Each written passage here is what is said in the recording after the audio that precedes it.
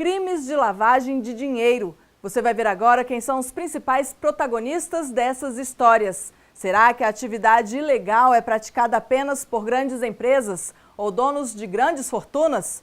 E os prejuízos que esses crimes causam à sociedade? Quem será que paga a conta?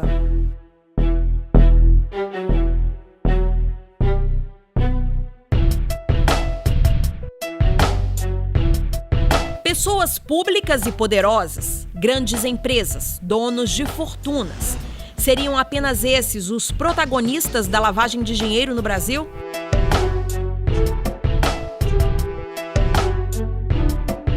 Não, o cidadão anônimo, comum, também pode estar envolvido, sim. Imagine, por exemplo, uma pessoa que compra um carro com dinheiro do tráfico. O bem foi colocado no nome de um parente para não levantar suspeita. Esse familiar que se ofereceu ou não para ajudar também pode responder por isso. Mas o maior volume de recursos lavados no Brasil vem realmente de esquemas que envolvem grandes transações e mexem na administração pública. Em termos de volume, em termos de chamar a atenção das grandes quadrilhas, em termos do perfil que no Brasil, do criminoso que provoca mais problemas de lavagem no Brasil, que é o criminoso de colarinho branco. Mas isso não significa que você não tenha grande número de criminosos comuns, digamos, de pessoas que praticaram furto, de pessoas que praticaram estelionatos em massa que não possam praticar lavagem. Em número, talvez até ele seja significativo. Em volume de dinheiro, tá? Em perfil a ser estudado e a ser combatido no Brasil, essas grandes operações vinculadas a crimes contra o Estado são o perfil mais encontradiço no Brasil de lavagem. Um crime contra o Estado, mas que ultrapassa fronteiras. O que começa no Brasil muitas vezes vai parar em outros países considerados paraísos fiscais. Nesses locais, há contas secretas, ideais para o criminoso que deseja esconder o dinheiro ilegal da fiscalização.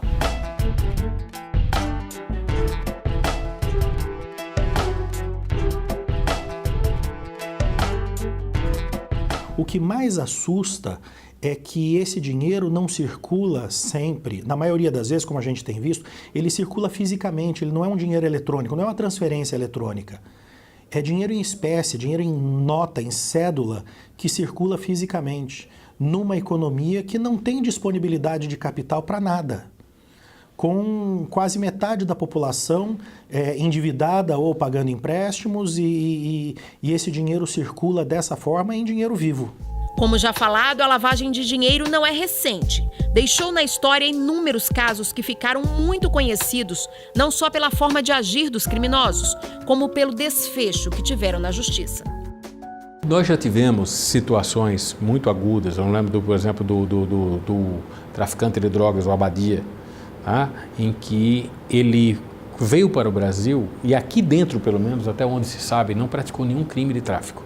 Ele fugiu lá do pessoal do seu cartel, que havia guerra, e trouxe uma quantidade enorme de dinheiro aqui e gerou aqui a lavagem. E, em cima disso, houve um processo que o condenou fortemente e ele acabou extraditado depois para os Estados Unidos. Estaria na hora de rever nossa legislação? Ou ela seria hoje adequada e suficiente ao cenário atual? A nossa lei de lavagem, depois da última modificação que foi feita em 2013, hoje é uma lei mais moderna, é uma lei que não trabalha mais com aquela questão do rol de crimes antecedentes. Tá? Então, ela está mais equiparada com o padrão internacional. Não creio que o problema nosso seja da legislação própria de lavagem.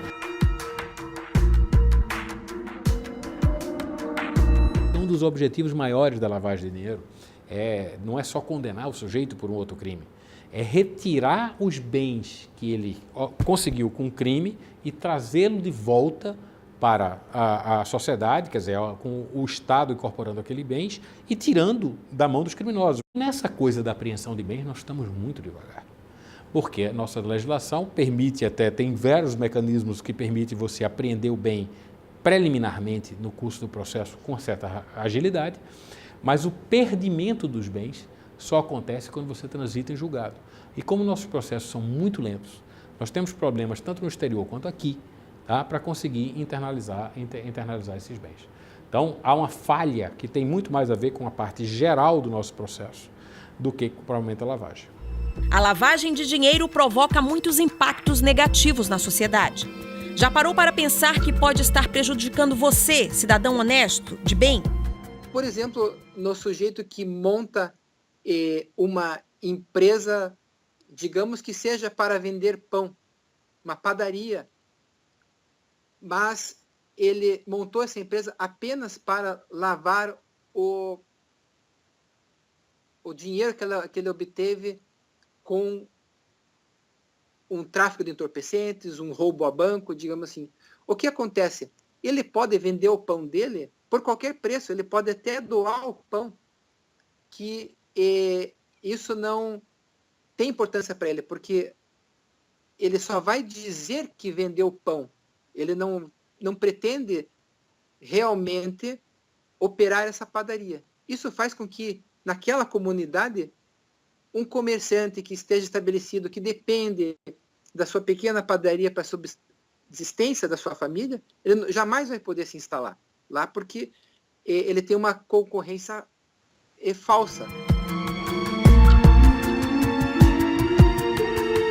Quando alguém começa a lavar dinheiro através de uma atividade, ela prejudica toda a concorrência em volta e isso acaba gerando prejuízos à geração de empregos lícitos, à sobrevivência de muitas pessoas. Esse é um dos efeitos. À medida que o tempo passa, as leis são aprimoradas e melhor aplicadas. Os instrumentos de fiscalização e controle ganham sofisticação. As instituições se modernizam e agem com maior eficiência. A Lava Jato é uma prova disso. A só especialização das varas para o julgamento de crime de lavagem de dinheiro já foi uma iniciativa importantíssima, porque além de especializar a vara, ou seja, a unidade do judiciário, ela também especializa o juiz, especializa também os servidores. Então isso é uma contribuição valiosíssima para o enfrentamento deste crime.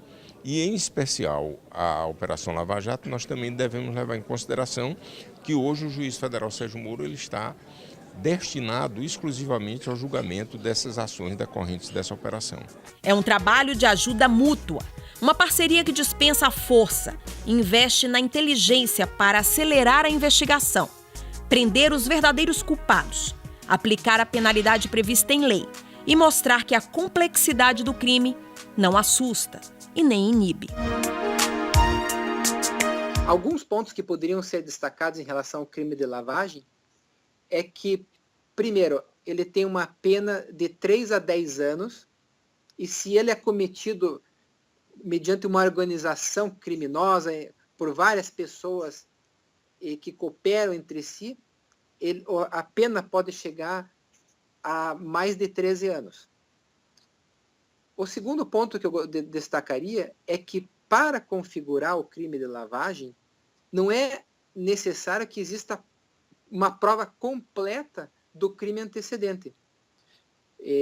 Por exemplo, no caso de um traficante, as autoridades tendo conhecimento que determinada pessoa tem um envolvimento com o crime, já teve, e ela tem um grande patrimônio, em nome de parentes, em nome de empresas que são compostas só para ocultar esse patrimônio, mesmo sem a prova completa do crime de tráfico, o crime de lavagem de dinheiro pode ser configurado.